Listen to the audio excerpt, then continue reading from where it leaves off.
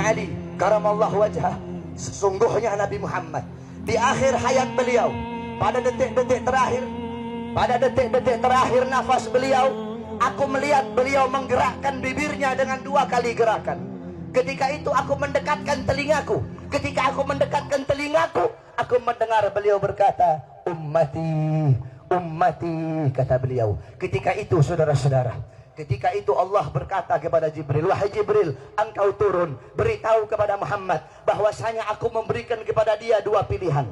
Apakah dia akan memilihku atau dia memilih dunia? Kalau dia memilih dunia, akan aku panjangkan umurnya. Kalau dia memilihku, katakan kepadanya akan datang kematiannya pada hari ini. Datang Jibril membawa pesan tersebut, kemudian disampaikan kepada Nabi. Kata Nabi, wahai Jibril, sampaikan kepada Allah bahwasanya aku lebih memilih Allah subhanahu wa ta'ala. Kehidupan yang sebenarnya bagiku bukan dunia. Kehidupan yang sebenarnya bagiku ketika ruhku berpindah berjumpa kepada Allah subhanahu wa ta'ala. Akhirnya saudara-saudara, datanglah Israel. Datang Israel untuk mencabut nyawa Nabi Muhammad SAW. Ketika itu Nabi Muhammad SAW terbaring di rumah Sayyidatuna Aisyah di atas kasurnya. Ketika itu datang Israel. Israel pun izin untuk mencabut nyawa Nabi Muhammad. Apa kata Rasulullah SAW? Ketika itu ditemani oleh Jibril. Ya Khalili Jibril, wahai kekasihku Jibril, aku belum puas meninggalkan umatku kalau belum diberikan jaminan oleh Allah subhanahu wa ta'ala. Pergi Jibril menemui Allah subhanahu wa ta'ala.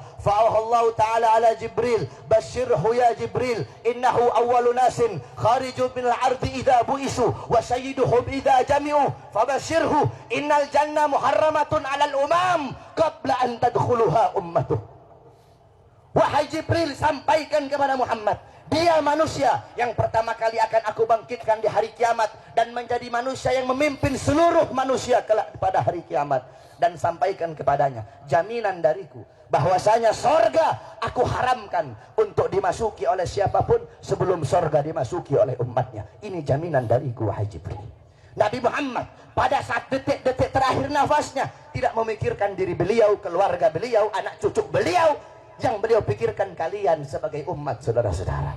Apakah cukup sampai di situ? Tidak, tidak cukup sampai di situ. Dicabut nyawanya Nabi. Dicabut nyawanya Nabi. Ketika dicabut nyawa Nabi Muhammad, Nabi mendesah.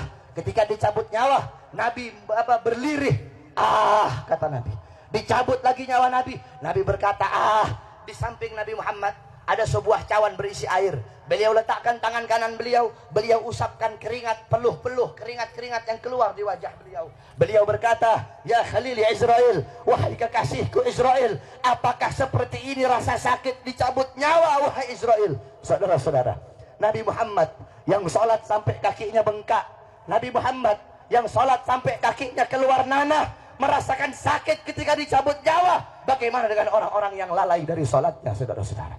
Nabi Muhammad, manusia yang paling mulia, khairul khalqillah, khairul wafa, wa bahrus safa, merasakan sakit ketika dicabut nyawa. Bagaimana dengan para pendosa? Bagaimana dengan orang-orang yang durhaka kepada Allah subhanahu wa ta'ala? Dicabut nyawa Nabi Muhammad SAW. Kata beliau, apakah seperti ini rasa sakit dicabut nyawa? Kemudian Israel pun berkata, iya ya Rasulullah, seperti inilah rasa sakit dicabut nyawa. Kemudian Israel berkata, Rasulullah berkata, wahai Israel, apakah rasa sakit seperti ini juga yang nanti akan dialami oleh umatku? Apa kata Israel? Iya ya Rasulullah, rasa sakit seperti inilah yang nanti akan dialami oleh umatmu. Mendengar itu Nabi Muhammad menangis. Itu tangisan terakhir Nabi Muhammad. Itu tangisan air matanya Nabi yang terakhir sebelum beliau wafat. Beliau mengangkat tangan, doa terakhirnya Nabi, harapan terakhirnya Nabi, doa yang menutupi kepergian Nabi Muhammad, doa yang menutupi wafatnya Nabi Muhammad. Beliau mengangkat tangan, mengadahkan tangan kepada Allah subhanahu wa ta'ala. Allahumma khaffif ala ummati fi sakratil maut. Ya Allah, ringankanlah. Ya Allah, permudahkanlah sakratul maut umatku. Ya Allah, ya Allah, aku nabi mereka, aku pemimpin mereka, aku penanggung jawab mereka. Berikan seluruh rasa sakit sakratul maut mereka kepada aku ya Allah. Biar aku menanggung rasa sakit sakratul maut umatku ya Allah. Umatku tidak akan kuat, umatku tidak akan mampu ya Allah. Biar aku menanggung seluruh sakratul maut mereka. Berikan rasa sakit sakratul maut mereka kepada aku ya Allah. Di mana kalian untuk Nabi Muhammad? Apa yang telah kalian lakukan untuk Nabi Muhammad SAW? Sudahkah kalian menyenangkan hatinya Nabi?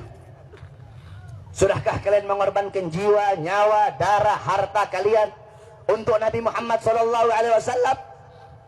Para sahabat-sahabatnya Nabi mengorbankan jiwanya, nyawanya, darahnya, hartanya. Sumayyah, wanita yang tua renta, dipaksa keluar dari ajarannya Nabi.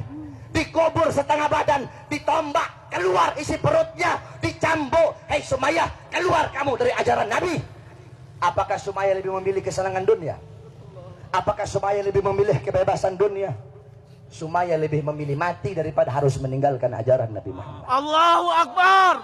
Bilal ibn Rabah dikasih batu yang besar, dicambuk, dipaksa keluar, dipaksa meninggalkan Nabi, meninggalkan syariat Nabi, meninggalkan Al-Qur'annya Nabi.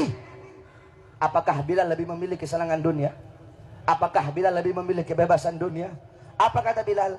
Walaupun tubuhku dipotong-potong menjadi bagian-bagian yang kecil untuk menghentikan kecintaanku kepada Nabi, dengan dipotong-potong tidak akan berhenti kecintaanku, malah dengan dipotong-potong hanya akan menambahkan kecintaanku kepada baginda Nabi besar. Allahu Akbar. Setelah Nabi Muhammad SAW wafat, para sahabat itu tidak ada gairah hidup, saudara-saudara. Ada seorang wanita yang dimana galat li Aisyah, ya Aisyah, ikshif li qabrin Nabi. Wahai Aisyah, hingkapkan, bukakan bagiku kuburnya Nabi. Dibuka kuburnya Nabi, masuk ini perempuan di depan kuburnya Nabi. Fabakat hatta matat. Itu wanita menangis depan kuburnya Nabi sampai dia mati.